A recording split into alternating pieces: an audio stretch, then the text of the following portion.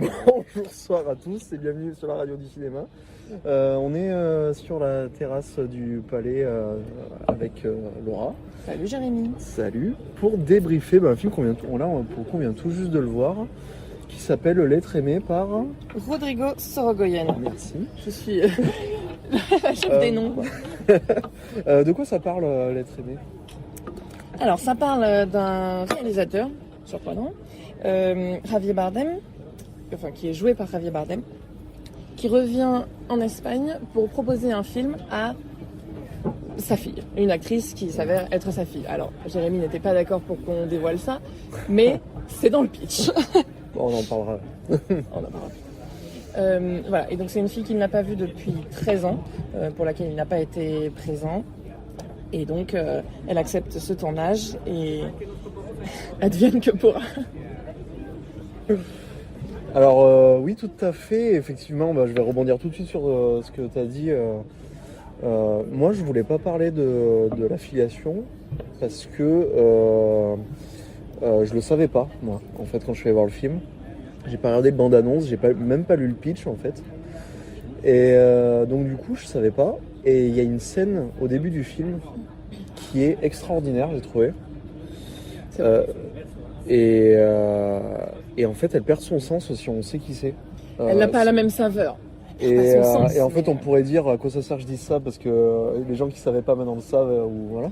Mais en fait, évidemment que quelqu'un qui va au cinéma, là, c'est vrai qu'on est à Cannes, c'est différent. On se jette un peu plus à corps perdu dans les films, des fois sans trop savoir ce qu'on va voir.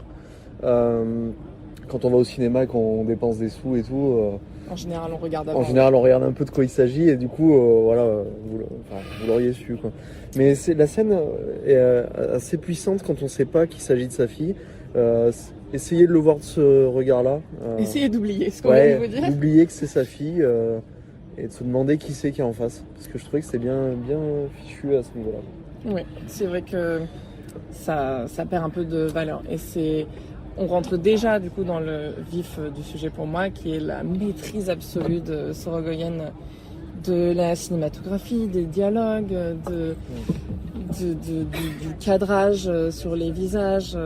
Il va chercher les émotions évidemment, mais aussi les non-dits et tout ce qui transpire des acteurs avec un talent fou, quoi. Puis on a un vrai exercice de mise en scène qui fait que on sort des chemins où on a des films d'auteur un peu mous, un peu vieillots, qui c'est ce que je dis souvent, hein, qui laisse entendre que le cinéma d'auteur c'est un truc d'intellectuel et que c'est pénible et qu'on s'ennuie et que c'est nunuche, ou voilà. Là on a vraiment quelque chose qu'on retrouve pas dans le cinéma d'habitude, et c'est notamment, tu sais, tous les passages où ça passe en noir et blanc, oui. Et même les changements de cadre, changements de format, parce que finalement le film il est en scope. Donc scope c'est le format panoramique, et il y a des moments où on passe en 4/3, il y a des moments où on passe avec un filtre style presque VHS là, tout moche, caméscope là. Ça passe en noir et blanc et tout, donc le noir et blanc c'est celui qu'on retrouve le plus. Moi franchement j'ai passé tout le long du film à me demander pourquoi. Qu'est-ce que ça veut dire en fait? C'est vrai, parce qu'il n'y a pas une réelle logique. Alors il y a une logique quand c'est les plans du film. Ouais. Ça on l'identifie bien, mais c'est moi vrai j'en ai trouvé une pour moi. Ah bah alors, moi je trouve que c'est là où ils sont le plus vrais les gens. Et parallèlement à ça, c'est là où ils sont le plus honteux. Oui, ils sont à nu, quoi. Ouais, ils sont à nu et en fait, vu que ça joue... le film traite de la relation entre un père et sa fille qui n'a que peu connu finalement. Et donc du coup, elle a beaucoup souffert de son absence. Et ça joue beaucoup quand même sur les moments où il y en a un qui va plutôt être la personne blessée de cette interaction, plutôt que ou le réalisateur, ou l'acteur, ou l'employé, ou le collègue de travail, ou je sais pas trop. Oui, c'est le moment où ils sont édulcorés en fait, ou alors vidés de tout artifice, ou privés de tout artifice, et où ils peuvent vraiment se dévoiler. Et c'est vraiment chouette, je trouve. C'est une audace, hein, parce que si c'est fait n'importe comment, on pourrait se dire le mec il prend des produits et puis il en roue libre, quoi. Alors que là, c'est vraiment, c'est toujours posé. Puis même des fois où le son est coupé, ou alors au contraire, le son est extrêmement fort, sans trop dire ce qui se passe, mais la suite à la scène culte là faut vraiment, celle-là, faut la garder pour la surprise parce qu'elle est incroyable. Une scène de tournage particulière. Et après qui va rentrer dans les annales. Pour moi, elle est déjà culte. Déjà épique comme scène. C'est vraiment. Et après cette scène, il y a un genre de montage et la musique, elle va crescendo.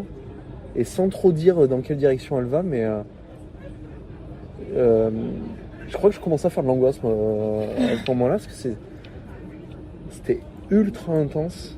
C'est quasiment la première fois que ça me faisait ça. D'habitude, c'est plutôt les images ou images plus son, mais là, c'était le son tout seul, parce qu'à l'image, il se passait pas grand-chose non plus d'oppressant ou quoi. Et le son, ça m'a touché physiquement, quoi. C'était c'est dire la maîtrise absolue de tous les aspects de la cinématographie, quoi. Ce réalisateur, pour moi, il fait pas des films, il fait des masterclass, quoi. À chaque fois, j'ai fait une petite rétrospective il y a pas longtemps, et c'est des films qui marquent. Et pour le coup, je pense qu'il faut justement, pour cette histoire de son, vraiment le voir au cinéma, quoi, celui-là. Oui. De toute façon, on encourage toujours à aller voir au cinéma, soutenir l'industrie et vivre les films dans les meilleures conditions, on va dire. Mais il y en a certains où, si on les voit pas au cinéma, par exemple, moi, je reste bloqué sur le fait qu'Interstellar, je l'ai pas vu au cinéma. Ouais. Pire, je l'ai découvert sur un écran d'ordinateur portable. Et je pense que je suis passé à côté de 75% du film. C'est pas la même expérience. Et là, pour le coup, je pense que, alors, c'est pas la même dimension, mais malgré tout, faut le voir au cinéma. Ouais. Absolument. Bon, on a fait un peu le tour pour donner peut-être, on espère, envie d'aller le découvrir. L'être aimé. De Rodrigo Sorogoyen. Merci à tous, et puis on se retrouve pour un prochain film vu à Cannes.